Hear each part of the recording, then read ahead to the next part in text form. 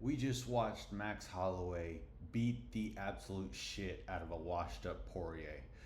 That's the storyline people are going to tell you after they watch this fight. And that's not the truth, man.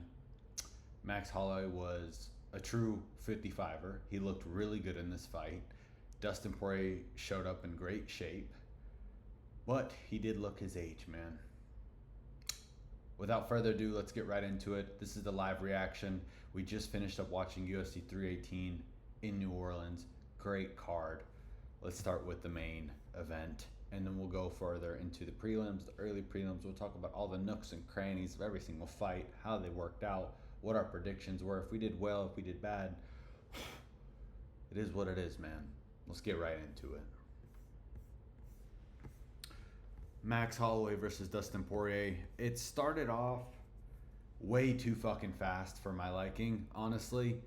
I was expected both guys to have a feeler around, take it really slow. That's how Max Holloway usually works, it's just a little bit slower. He likes to warm up into his fights, but man, he went right at fucking hell. It's 3 a.m., guys. He went right at Poirier from the very beginning of the fight, and he looked sharp. I think he had his guard up and threw a left hook straight two right down the pipe. So the 3-2, and that just slipped right through Poirier's guard and gave him like a flash knockdown. It was right on the chin. And I was like, oh shit, is Poirier becoming chinny? Is he becoming that guy that just can't take shots very well anymore? And seeing this and seeing Max being able to put down Poirier multiple times and have him hurt on the feet. Man, I'm so glad we never saw Poirier versus Ilia Topuria. That would have been very sad because, again, Poirier looked slow, man. He looked slow. He looked washed up. He looked really slow. He wasn't doing it well, checking kicks. His counters looked really slow when he was even pushing the pace and moving forward. He was rarely landing on Holloway. I think he only landed on him in the second round. I don't know. And I don't even think he really dropped him. I think if you go watch back the shot that actually dropped Max, it was kind of more like took him off balance because the hook wrapped around his head and Holloway almost hit him with like his forearm, kind of like clotheslined him and pulled him down. Poirier looks slow, man. He just looked slow, and it was fucking sad to watch. Like, I'm almost happy that he retired. I'm sad that he's gone. Obviously, I still think he washes up the rest of the 155 division, maybe other than Arman and Ilya, and obviously Max. I still think Dustin Poirier has what it takes to be a top 5 guy for at least another 2 fights.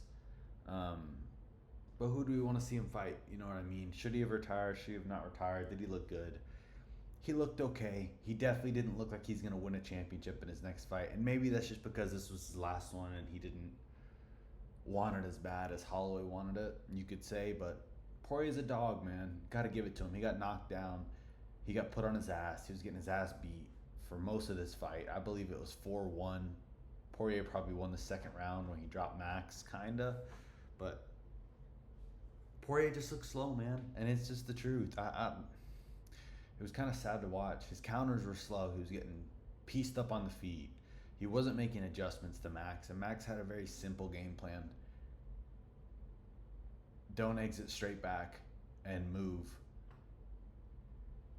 majority to the non-power side, and if you get pushed, have your guard up and go around the power side of Poirier because he's a southpaw. We didn't see Poirier throw many kicks. He was eating kicks to the ribs. He was eating kicks to the legs. He was eating kicks to the knee. And Poirier just looked sharp. Holloway just looked sharp. He looked a lot faster. He looked a lot cleaner. And he actually carried some power into this fight. And I just don't know if Poirier can take a shot like he used to, man. So maybe it is a good thing that he retired. As for Max, stunning performance. Absolute masterclass. I thought it was going to be a decision. I called it. I got this fight pretty much perfect. I said both guys were going to hurt each other. Max is probably going to win the majority decision. And he actually went for the finish in the first round. It would have been crazy if he finished Poirier in the first round. He was very close to doing it. And that just shows you the levels to Ilya, bro. If Ilya was in this one, it would have been disgustingly nasty KO in the first round. Does Max beat Ilya at 155? It's definitely entertaining. I don't know, because Max still got hit pretty hard in this fight by Dustin, who's looking very, very slow in this one. I don't know, man. Ilya's quick, and he carries a lot of power in this weight class. But Max looked good against Poirier. He had a very good game plan. Body kicks, exit, never exit back. The only time he got hurt was when he exited straight back. Max looked sharp. He looked fast. He looked like he carries more power now. I'm excited to see what's next for him. Hopefully they give him the Charles Oliveira fight. I think he can get the KO now that Charles' chin has finally been actually cracked. But yeah, man, good fight. I'm happy it happened. It was a really good fight, entertaining. Probably one of the best fights on the whole card. Roman Kopylov versus Vintage. Well, guys, Hamzat, DM my girl, guys. Wow.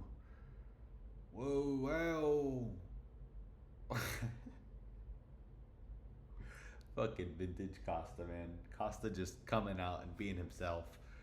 He still showed some flaws by backing up, and I think it stems to that confidence in himself. But he looked good. He was chewing up the body. The body kicks were lightning fast. The head kicks were quick. The jabs and hooks and uppercuts to the guts were insane. I mean, he threw barely any shots to the head, which I think was a very smart game plan, because Roman Kopylov is pretty good at boxing and slipping and throwing counters. But I wish Costa kind of went for the finish a little bit more. I think he could have gotten it against Kopylov. I think he was good enough and had Kopylov in some danger where he could have got the finish, but he chose not to. He played it safe, which I can understand, not emptying the gas tank, but it's entertaining, that's for sure. Kevin Holland versus Daniel Rodriguez.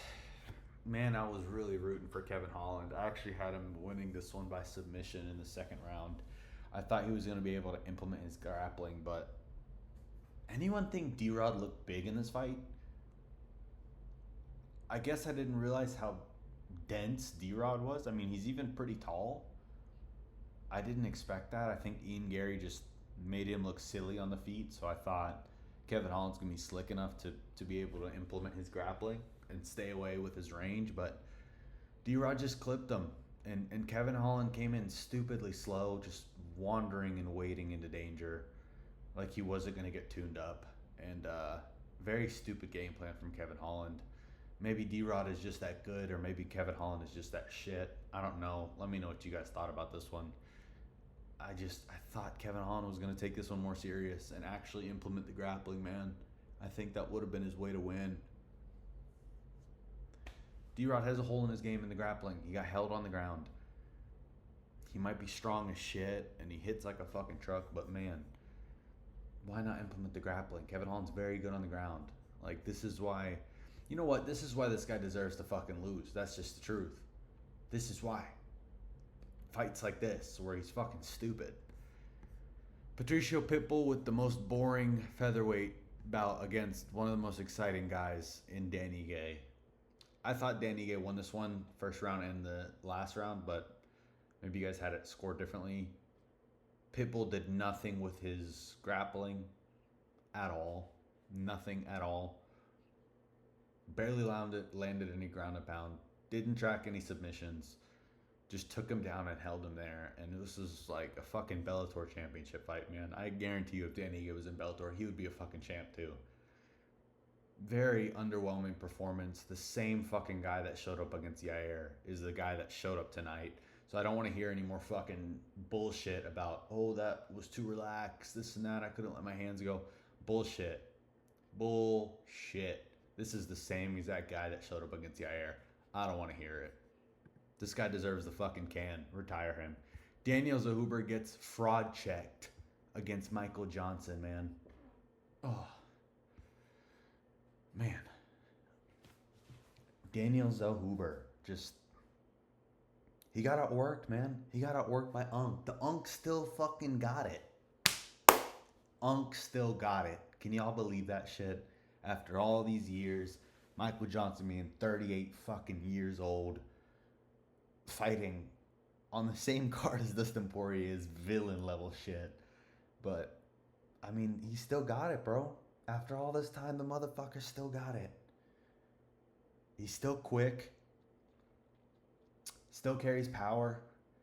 I mean, he was able to get across that Zellhuber reach. That's insane. But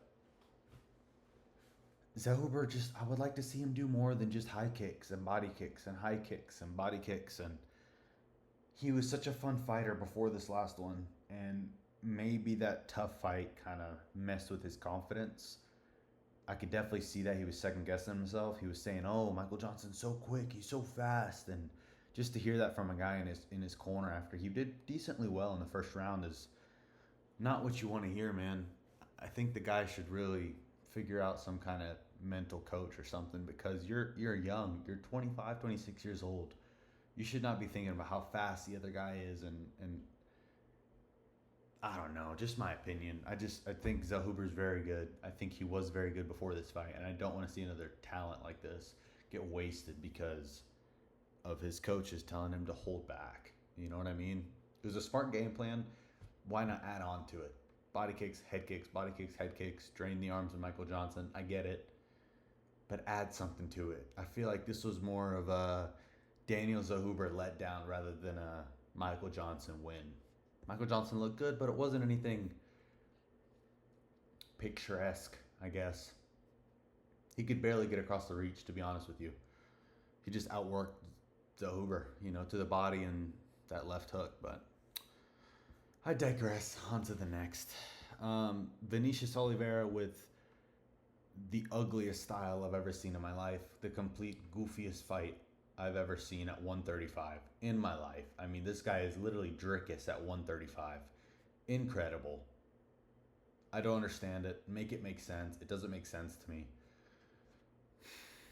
Versus Kyler Phillips, who looked decent for a round, as he always does. Strong, fast, powerful, and then slowly falls apart by the end of the round. I fucking called it. I thought Vinicius Oliveira was going to be able to get the submission or the TKO.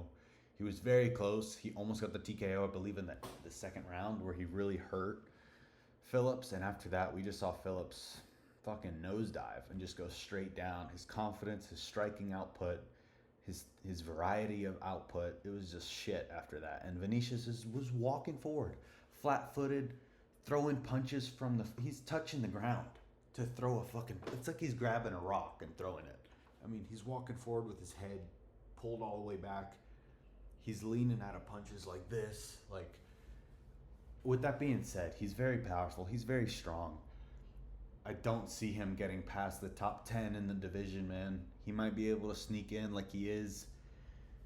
But the top 10 are very, very good. And they're going to be able to piece up Oliveira with defense like that. Like, it's just very sloppy. In such a fast, quick division, I just don't think he does well enough to get in that top 5. I just don't think he's that good. After seeing this performance, the guy looked like shit he looked like Drickus on the feet. And that's one thing to do that at 185 as a middleweight. It's a totally different thing to do that at 135, bro. These guys are lightning fast. You can't be wading in with no defense whatsoever, plodding forward on your feet, flat-footed is what I'm trying to say, reaching for the ground to throw straight twos.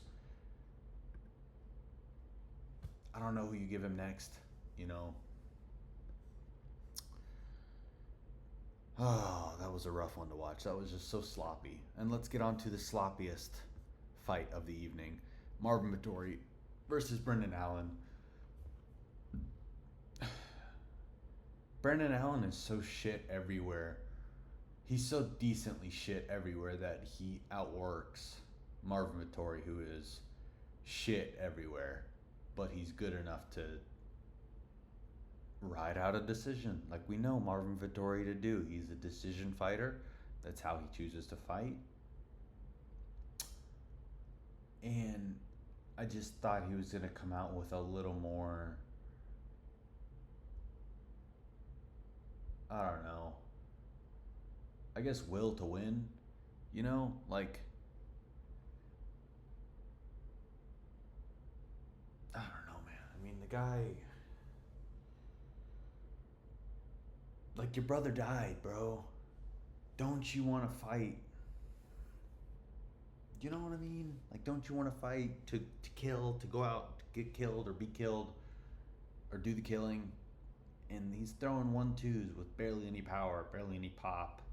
He's shooting sloppy takedowns, and Brendan Allen is just doing enough to stay ahead. I really feel like Vettori had a chance to win, and he didn't take it. He had Brendan Allen hurt in the second round, and he didn't want to press forward. He just wanted to stay on the outside, picking 1s and 2s and 1s and 2s, and you can only do that for so long, man. I just think at some point, that kind of shit is just not going to work out long term. It's just not. And we're starting to see it unravel. And Brendan Allen, too, is the same. He's the same type of fighter. Like, he's okay, but he's not anything to write home about. You know what I mean? Like, he's just that type of fighter where it's decent. It's okay. It's not amazing, but it'll do, especially in this division. I don't think Brendan Allen, he's just not good enough to do anything in the division, is my opinion. He's talking about bringing a belt home, and it's like, bro, you're losing split decisions against guys that you shouldn't be losing against. Like, this fight was very close, no matter what people say. On the striking, it was close. Look, 115 to 119, 3 takedowns from Brendan Allen, 1 reversal, 109 significant strikes to 111. Very, very close fight. And you should be watching Marvin Vettori, I feel like, if you're in any way, shape, or form close to a title. It was a good fight. I just think it could have been better. Francisco Prado showed a lot of heart in this one. I believe I chose Veretennikov, but he didn't look good either. The slam was badass. The striking was decent. But, man, this guy gassed out. And Francisco Prado ending up on top at the end of round 3, I think, makes a big statement for this guy's ground. Like, 1, his ground game for being an OV. You know what I mean? And 2, bro, you're gassing out.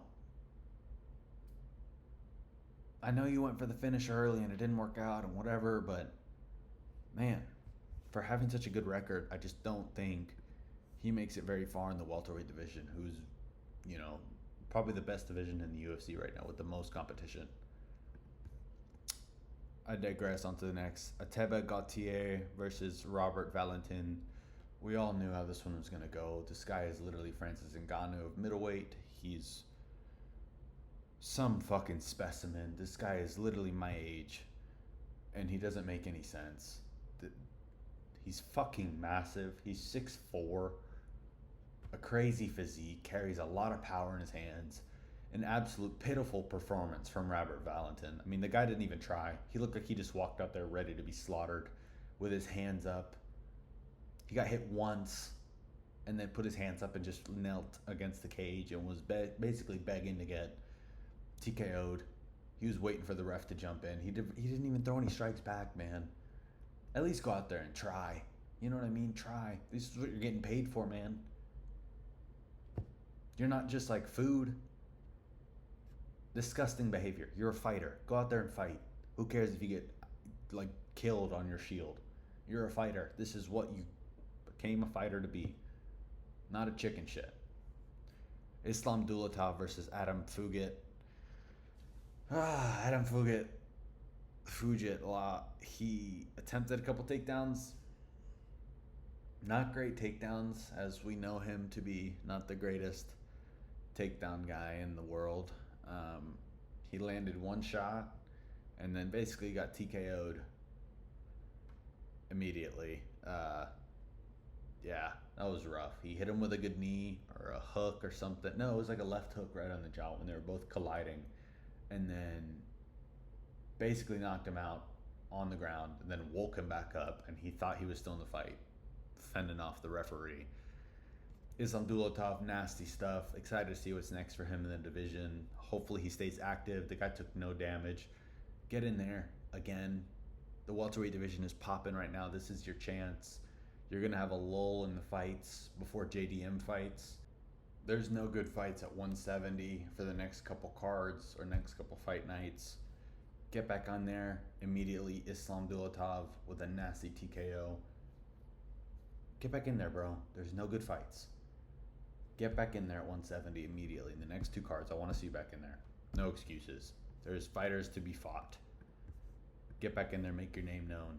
Make your country proud again to be German. Please. Jimmy Crute gets the first round submission via armbar against Marcin Prachnio. Incredible submission. He was looking decent on the feet. Not great for Jimmy Crute, but it is a 205 division, so how great can they really be other than Alex Pereira and Yuri Prohaska and that fucking Daggy? Jimmy Crute looked good on the feet, better on the ground.